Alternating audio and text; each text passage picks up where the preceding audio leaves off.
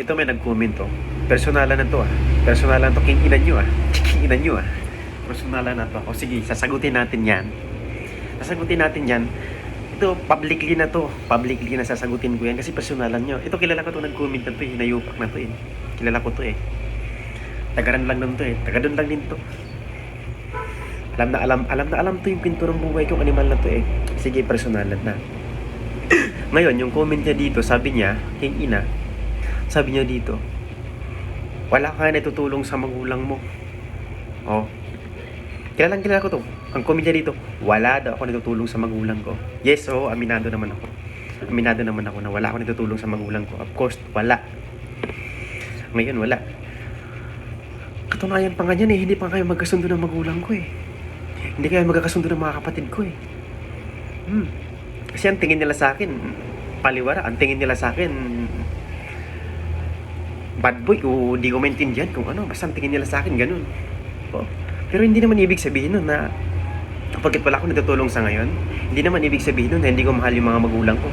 Hindi naman ibig sabihin nun na hindi ko na mahal yung mga kapatid ko.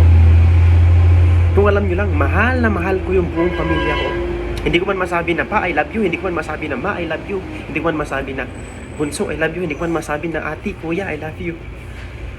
Pero sa puso ko, mahal na mahal ko yung buong pamilya ko. At alam nyo kung bakit wala ako natutulong sa ngayon? Ha? Gusto nyo talaga malaman yung rason kung bakit wala ako natutulong sa ngayon? Kasi piniprepared ko yung sarili ko. Kasi hindi araw-araw, hindi habang buhay na bata ako. Hindi habang buhay na malakas ako. Hindi habang buhay na may trabaho ako. At hindi habang buhay na kumikita ako. Hindi habang buhay na malakas yung kita ko. Hindi habang buhay na lagi may papasok sa akin. At kapag dumating naman yung araw na yon, na tumanda na ako, tapos hindi ko prepare yung sarili ko, tumanda na ako, tapos tumanda na yung mga magulang ko. Ano pa matutulong ko sa mga magulang ko? Kung wala na akong lakas at wala na akong kakayahan para kumita ng pera. Ano pa matutulong ko sa mga magulang ko? At ano pa yung matutulong ko sa sarili ko? Totoo lang, hindi ako paliwara sa sarili. Hindi ako paliwara sa sarili.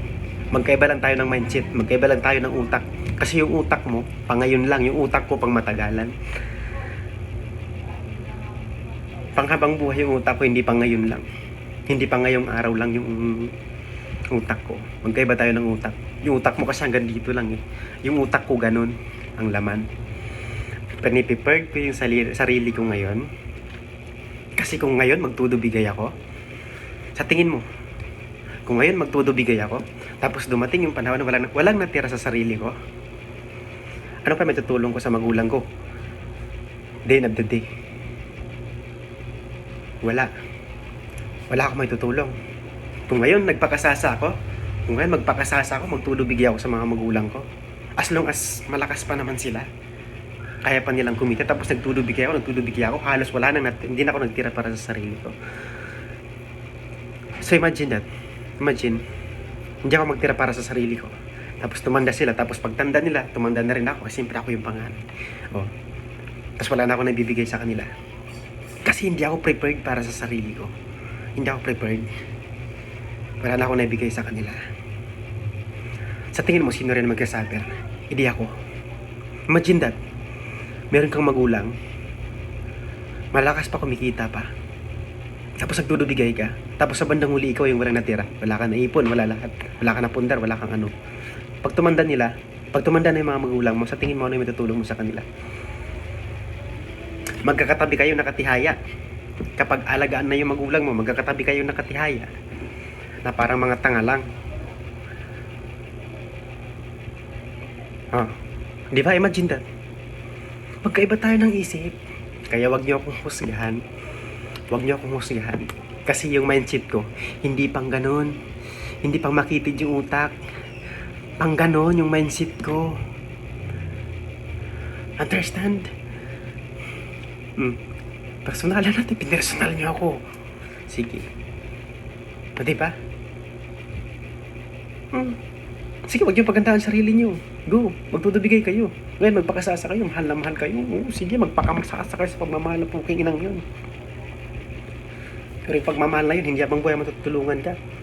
Pag tumanda ka na wala ka nang kinikita, pag tumanda ka na wala ka nang source of income na pumapasok sa buhay mo na pisti ka, Kahit mga kapatid mo, pahirapan ka ng tulungan. Tulungan ka man nila, marami ka munang maririnig ng mga sasakit na salita bago ka nila tulungan. Mark my word.